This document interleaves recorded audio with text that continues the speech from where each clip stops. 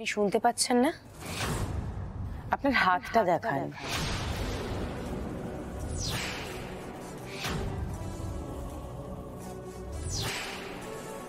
আংটি নেই। এই আংটিটা তোমার?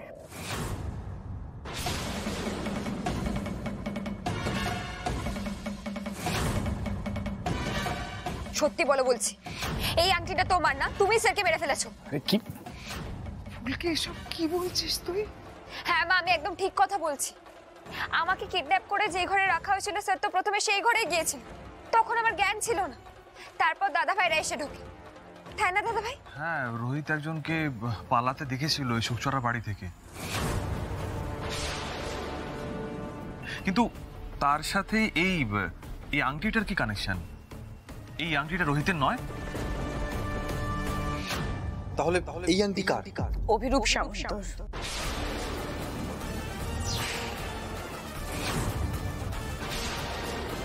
ঘটনার দিন আমি আর ভাই বচ্চন্ডির তলায় একেও পুজো দিতে দেখেছিলাম, আর ওর হাতে এই আংটিটাই ছিল। আমি নিজে দেখেছিলাম। কি হলো অভিরূপ, এবার বলুন কিছু। কি বলবো বলুন তো ম্যাডাম, আমি যা দেখছি আপনাদের কাজ হচ্ছে শুধু আমাকে হ্যারাস করা। আমি যদি রোহিত বাবুকে গুলি করতাম তাহলে আমি এত বড় একটা রিস্ক নিয়ে এই শোকসভাটায় আসতাম, যেখানে পুলিশ হন্য হয়ে রোহিত রায়চৌধুরী খুনিকে ধরার জন্য খুঁজে বেড়াচ্ছে। তাহলে আপনার হাতের আংটিটা নেই কেন? প্লিজ এটা বলবেন না যে আপনার হাতের আংটিটা হারিয়ে গিয়েছে এবং এই আংটিটা আপনার নয়। একবারেই বলবো না যে এই আংটিটা হারিয়ে গেছে। হ্যাঁ, এটা বলবো যে আংটিটা আমার নয়। আমার আংটি আছে, আমার এরকমই একটি আংটি আছে, সেটা আমার বাড়িতে আছে। আপনারা একটা কাজ করুন, আপনাদের সুবিধেই হবে।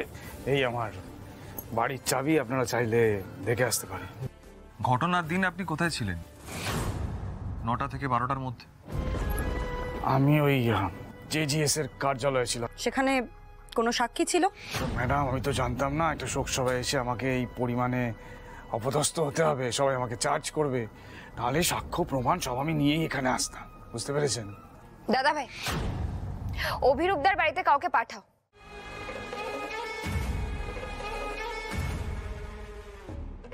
স্বাগতা দিদি পাওয়া গেছে?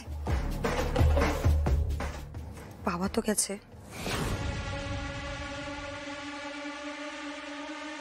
ও মিথ্যে বলছে না।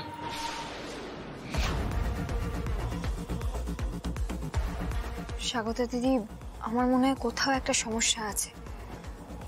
আর একটু ভালোভাবে খোঁজ নিয়ে দেখা যায় না? কি ম্যাডাম, আমি নির্দোষ তো?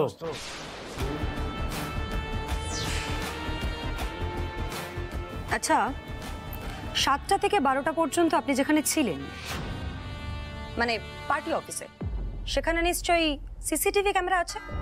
সিসিটিভি? আমি নিজে গিয়ে সিসিটিভি ফুটেজ আনছি। আর অভিরূপ বাবু, আপনি কিন্তু ততক্ষণ এখানেই থাকবেন। দাঁড়ান দাঁড়ান স্যার, কি বলছেন বলুন তো?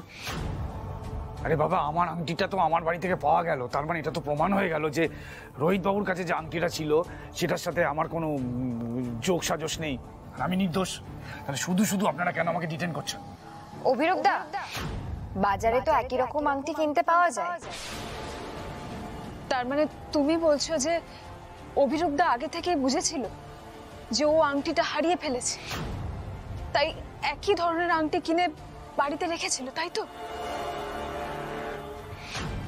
যে পরিমাণ ঠকিয়েছে আমাদের, এই কাজ করা ওর পক্ষে পসিবল না। অংশুদা, আমরা ওকে ছাড়বো না। তুমি প্লিজ যাও। রোহিতের মৃত্যুর সাথে যদি ওর কোনোভাবে যোগাযোগ থেকে থাকে, আমরা কেউ ওকে ছাড়বো না।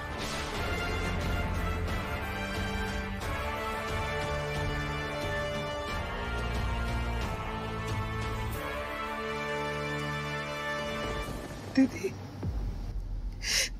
দিদি বলো তো, আমরা কি গত জন্মে কোনো পাপ করেছিলাম? না হলে তথাটাকেও এভাবে মেরে ফেলা হলো, আর রোহিতটাকেও তাই। তাও যদি জানতাম যে কোনো দুর্ঘটনা ঘটেছে বা অসুখ বিসুখ এরকম কিছু হয়েছে, ভাগ্যের মার বলে মেনে নেওয়া যেত তো। ওই ছেলে দুটোকে মায়ের কাছ থেকে নিয়ে চলে গেল, এর কোনো বিচার হবে না বলো দিদি? এসব এখন ভাবার সময় নয় মেজো বউ। দেখ, ফুলকি যেমন তথার খুনিকে খুঁজে বের করেছিল, তেমনি রোহিতের খুনিও পার পাবে না। অভিরূপ সামন্তকে ধরা অত সহজ নয় হৈমন্তী দেবী, কারণ তথার খুনি আর রোহিতের খুনি যে একই লোক সেটা যে জানতো, সেই রোহিত এখন ঈশ্বরের কোলে বিরাজ করছে, আর আমায় ধরা যাবে না। এসো।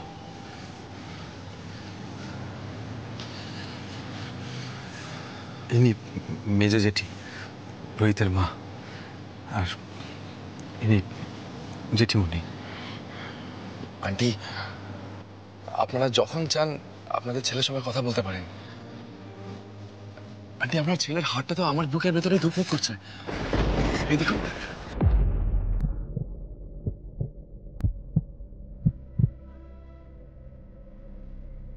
তুমি তুমি গান করো?